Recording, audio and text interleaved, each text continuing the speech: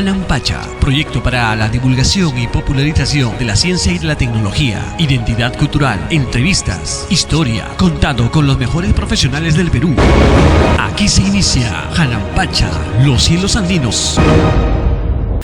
Saludos amigos, con ustedes Julio Escudero, una vez más en su programa Hanan Pacha. Esta vez vamos a entrevistar al astrónomo o cosmólogo Víctor Vera. Con él vamos a hablar sobre el origen del universo, en este caso una de las teorías que nos permiten explicar este fenómeno, en este caso el Big Bang. Víctor, ¿qué tal? ¿Cómo te encuentras? Hola. Bienvenido. Julio, muchas gracias, encantado de estar con ustedes.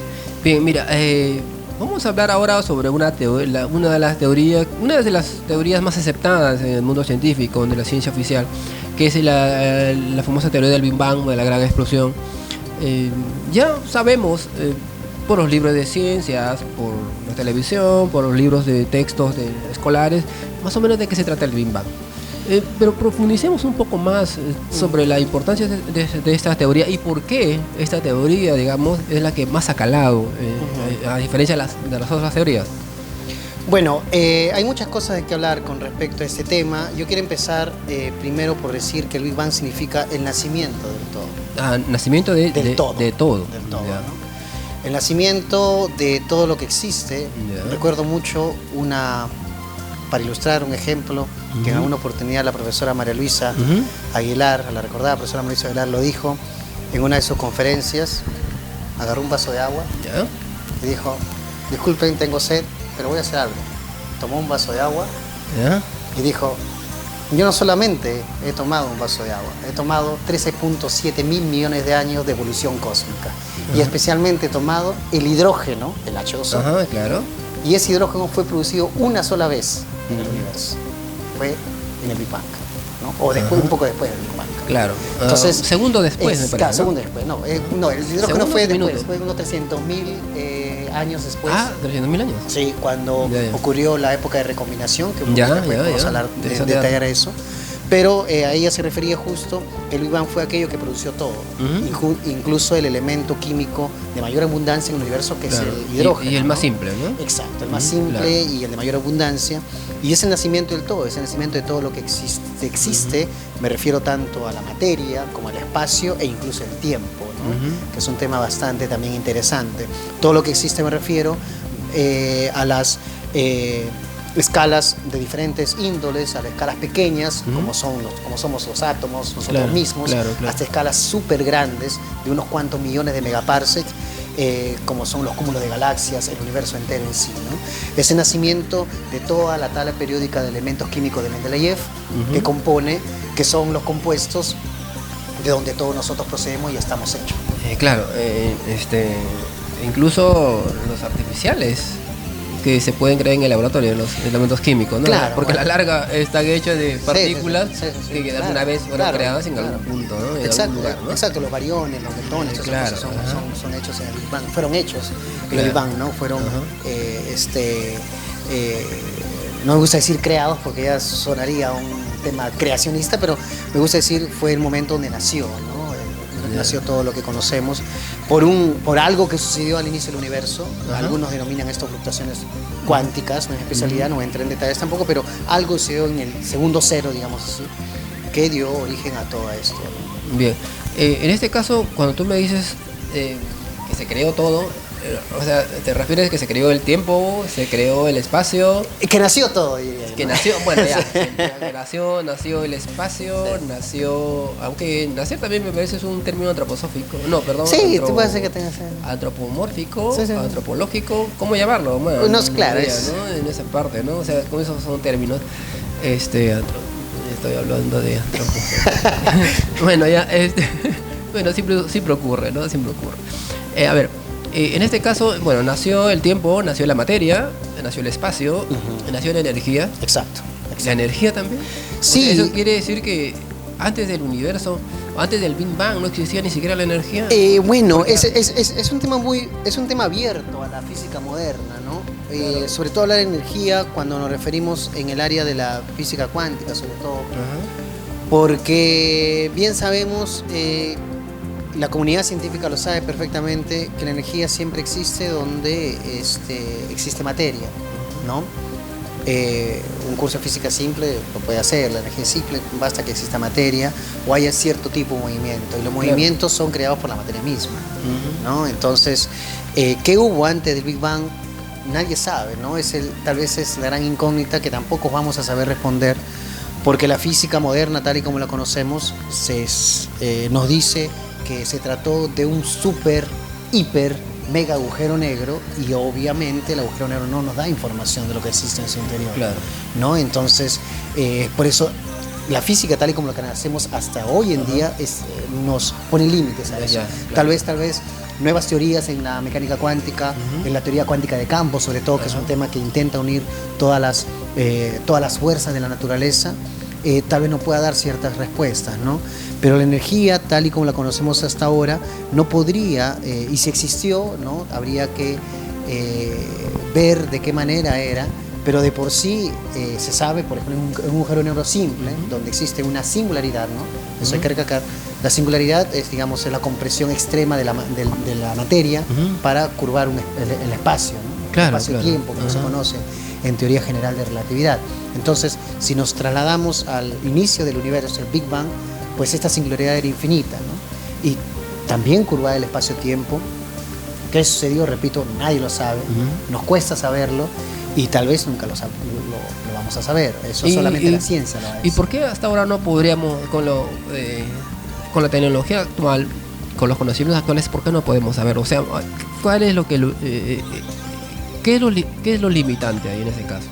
Yo prefiero hablar ahorita de la parte observacional más que todo. La parte teórica, bueno, no soy especialista tanto en el área, que es el área justo de teoría cuántica de campo, que es la teoría que intenta unificar todo, o por ejemplo la más aceptada, que intenta unificar todo, ¿no? Sí. Y donde hay muchos colegas que trabajan en el extranjero, incluso acá tenemos unos cuantos colegas en la Facultad de Física que hablan al respecto. Pero solamente un comentario en la parte teórica, ¿no? En la parte teórica es que hay algunas inconsecuencias entre la mecánica cuántica con la mecánica clásica, con la teoría general de relatividad. Entonces, a partir de eso también se intenta construir, y al parecer en la teoría hay muchos conflictos entre ellos, ¿no? Uno de esos conflictos, digamos, es cómo, por ejemplo, cómo funciona la materia a escalas súper micro pequeñas, ¿no? Muy pequeñas, ¿no? A escalas que van menos a la escala de Planck, de 10 a la menos 26 segundos, por ejemplo, cómo funciona. En femtosegundos en este caso, ¿no? Claro, son 10 a la menos 26 segundos, no lo podemos imaginar siquiera. Entonces, cómo funciona la física de esa escala, no lo sabemos, porque existe ese límite que tenemos que nos da, ¿no? Nos da la mecánica cuántica. Entonces, existe ahí un montón de teorías que intenta ver, y si nos trasladamos al tiempo cero, nos hace muy difícil entenderlo. Esa es la parte teórica, ¿no? No quiero profundizar mucho, repito, porque no soy especialista en este campo, pero me quiero enfocar ahora en la parte más observacional. En la parte observacional tenemos muchos límites. Uno de los límites es, primero, la parte técnica, ¿no? Los telescopios más poderosos que existen hasta el momento han observado justo hasta esa etapa del universo que mencioné hace algunos minutos, que es hasta los 300.000 años después del Big Bang, que es cuando se produjo la radiación cósmica de fondo, que es este sombrita que tenemos acá, ¿no? Pásalo por acá, tal vez nos pueda servir para ilustrar un poco. Y me doy el tiempo un poquito este para es el universo, ¿no? Claro. Este es un universo, ¿no? O sea, es una representación tridimensional o bidimensional del universo. Claro, es como si tenemos la esfera celeste, es como si todo esto está proyectado en la esfera celeste, tanto en la parte superior como inferior, ¿no? Entonces tenemos el universo, donde los puntos anaranjados, los puntos azules y verdes nos dicen diferentes escalas de temperaturas, ¿no? Entonces, esto es lo que se observa, lo que observamos nosotros en un universo después de 300.000 millones de años. Después de 300.000 millones de años, años terrestres, ¿no? Claro, años tales como conocemos, ¿no? Entonces, ¿qué es lo que quería decir? Entonces, los aparatos más modernos, el Wilkinson Map, por ejemplo, una sonda estadounidense con la Unión Europea, el Planck, que es una sonda europea, ha medido, y esto con bastante exactitud, y ha observado el universo a esta etapa. Y estos son justo los resultados del Wilkinson Map. La sonda Planck también está mandando sus resultados y nos dice que hasta acá podemos observar. Ahora, ¿qué es lo que sucede? Y ahí viene el límite de la ciencia. Que los átomos, el hidrógeno, se creó justo en ese instante, 300.000 años después del Big Bang. Justo en ese instante, cuando el universo era así, se creó el átomo. Y justo en ese momento también la luz la radiación empezó a viajar libremente. ¿A qué me refiero? Que la primera luz del universo que se puede observar es esta. Antes de esto no se puede observar la luz. O sea, entonces la luz, entre comillas, nació 300.000 años después del Big Bang. No, ya existía antes, Ah, ya. pero no se puede observar antes por cuestiones termodinámicas. Pero del si no lo universo podemos mismo. observar, ¿cómo podemos saber si existe? Porque a partir de esto se deduce, o sea, existe toda una teoría que compatibiliza con lo que se observa a esta etapa, ¿no? A esa etapa Porque del en universo. este caso la luz es que está formada de fotones. ¿sí? Exacto. Entonces los fotones se formaron antes que los Sí. átomos. Los tres primeros elementos, perdón, incluso algunos cuantos incluso se dice, Ajá. o digamos así, los principales elementos al inicio del universo eran la materia, Ajá. ¿no? Que son los bariones, ¿no? Sí, claro. Era- Variadores, leptones. Claro, eso. o algunos denominan, como prácticamente los cosmólogos denominan el gas, simplemente gas, porque era plasma, mejor dicho, ¿no? Bueno, eran la materia, la radiación, los Ujú. fotones, Ya. la materia oscura, ¿no? Ya. Que se eran los principales elementos. Claro, después existe también, bueno, están los neutrinos primordiales y también la energía oscura, ¿no? Pero generalmente los que dan la regla general del universo tal y como es ahora, fueron estos tres principales elementos al inicio del todo. Ahora, esto es teoría, es netamente teoría. Claro. Pero ¿qué es lo que hacen los teóricos?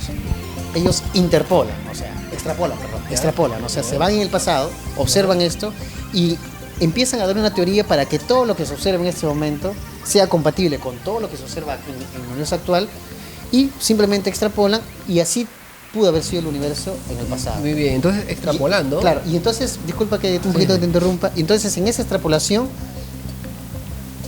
los físicos no pueden evadir la presencia ya de radiación en los inicios del universo, porque si se evade, entonces el universo sería de otra manera. Colapsa. Claro, colapsa, bueno, no, la verdad no, Hubiese colapsado. Colapsado. Este universo tal como lo conocemos en la actualidad hubiese colapsado. no sé si hubiese colapsado existido. exactamente, pero hubiese sido de otra manera ya. Ya. De otra manera. Pero en este caso, ¿en qué momento aparece la radiación de fondo? Bueno, En ese momento, la radiación cósmica de fondo, ¿no? La radiación, ya, muy bien. La radiación electromagnética, en este caso los fotones, ¿Acaso? más o menos en cuánto tiempo después del Big Bang aparece en todo caso. O sea, mejor dicho, la luz, como tú dices, nace. Claro. O alguien dijo por ahí, hágase la luz, ¿en qué momento? Bueno. Después de que se hizo de que el Big Bang, se inicia el Big Bang, No. en ese mismo instante. No, la luz, como repito, ya existía de los inicios del universo, son cálculos teóricos, simulaciones Ya, teóricas que se han ajá. hecho, ¿no? Que es compatible con lo que se observa. Ajá. La luz estuvo ahí, la radiación estuvo ahí. Ya. Pero lo que pasa es que la radiación por sí sola, como la presión era tanta, Claro. la presión era tanta en los universos, es una presión infinita, entonces la luz, la radiación no podía salir con esa presión. Es un ejemplo muy parecido, no del todo igual, pero muy parecido con el Sol. Por ejemplo, un fotón en el centro del Sol no es que nace en el Sol y después llega al instante a nuestros ojos en la Tierra. No, Un fotón en el lógico, Sol pasa por miles de años Sí. para recién llegar a la superficie a la solar. superficie solar Y después, en 8 minutos no llega acá, pero pasan miles de años, ¿no? Entonces, ¿qué es lo que quiero decir? ¿Por qué ocurre eso? Porque la presión del gas del Sol también hace que la radiación, ese fotoncito, no pueda viajar libremente, porque está empujando con los átomos, está empujando con los electrones, ¿entienden, no? Entonces, algo parecido, pero a mayor escala, con presiones infinitas, sucedió en el Big Bang. La radiación no podía escapar, pero conforme se fue inflando el universo, se fue expandiendo, entonces llegó un momento donde la temperatura decayó, llegó un momento por termodinámica donde esa temperatura permitió ya que esos fotones encontraran espacios libres para poder viajar ya libremente. Y eso ocurrió 300.000 años después del Big Bang. Por eso, o sea, regresando entonces a la luz, o sea, hagamos la hipótesis de que uno regresa en el tiempo, ¿no? Regresa, bueno, una hipótesis, hay un observador en ese momento. Hace 200.000 años después del Big Bang. O sea, no podría detectar la luz. Porque los fotones todavía no Claro. hubiesen escapado. Bueno, Estaban los fotones. en el caso ya, hipotético de que existe un ojito. por Claro, ejemplo. exacto, un Claro. observador, por eso, ¿no? Un observador, ¿no? O sea, no. Porque no podía viajar libremente. Claro, el caso hipotético. Claro, un caso hipotético, pues, ¿no? O sea, ese observador no podría o sea, sería totalmente oscuro. No es que, porque no es, en ese momento todavía la luz no podría ser observada. Claro, tú has dado en el clavo, justo por eso. Es por eso que se dice, entre los especialistas, ¿no?, que el universo es transparente a partir de esta época. Hasta antes de eso era opaco. ¿Por qué? Porque la luz no podía, o sea, tú no veías nada, o sea, porque la luz no podía viajar libremente y por lo tanto no podría haber existido ningún, en el caso hipotético por supuesto, un detector de radiación electromagnética que pueda detectar, porque era opaco, ¿no? Porque no permitía la radiación viajar. Y ahora sí sé que es transparente, ¿no? Bien. Entonces, para terminar moviendo el tema nomás de cuáles son las limitaciones, ¿no?, que es el tema original. Una limitación es eso, que el universo era opaco al inicio.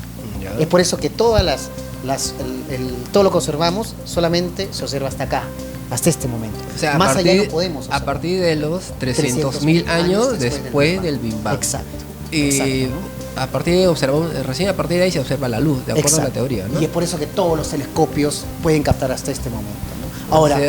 Ahora, el tema es que, pero sin embargo, como la ciencia es grandiosa, no tiene peros.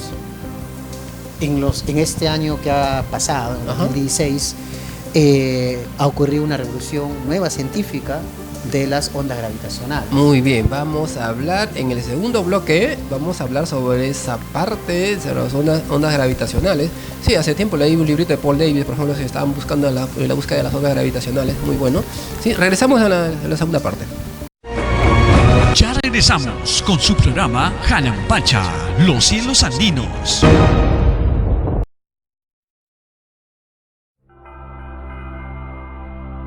Imagina un inmenso universo, increíblemente frío, en constante expansión. ¿Cómo empezó todo? Para entenderlo, retrocedamos en el tiempo.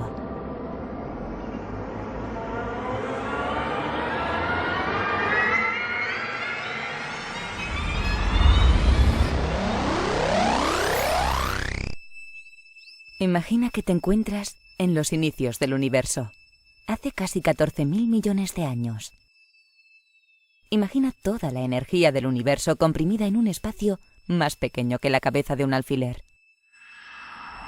Imagina que estás dentro de este diminuto espacio. El tiempo está parado. Nada de lo que conocemos o imaginamos existe. Todo está a punto de cambiar. Para siempre. Se acaba de producir la gran explosión, el Big Bang. Se ha liberado toda la energía. La temperatura es extremadamente alta y el espacio se expande a una velocidad vertiginosa. En una pequeñísima fracción de segundo ha nacido nuestro universo. Este es el más profundo de todos los misterios. Ahora parte de la energía se condensa, convirtiéndose en masa. Se crean todas las partículas fundamentales de nuestro universo. Algunas de ellas todavía no las entendemos. Entre las que sí, se encuentran los quarks, los electrones, los neutrinos, partículas diminutas que constituirán todo lo que conocemos, incluidos tú y yo. Mira atentamente, se crean por pares una partícula y su correspondiente antipartícula. Pero partículas y antipartículas también sufren una atracción mortal que hace que se aniquilen entre ellas. Una parte de la materia, sin embargo, sobrevive a este proceso afortunadamente para nosotros. Es la materia que forma todo lo que conocemos. A medida que el universo se enfría, los quarks se agrupan en grupos de 3, dando lugar a neutrones y protones. Y estos forman los núcleos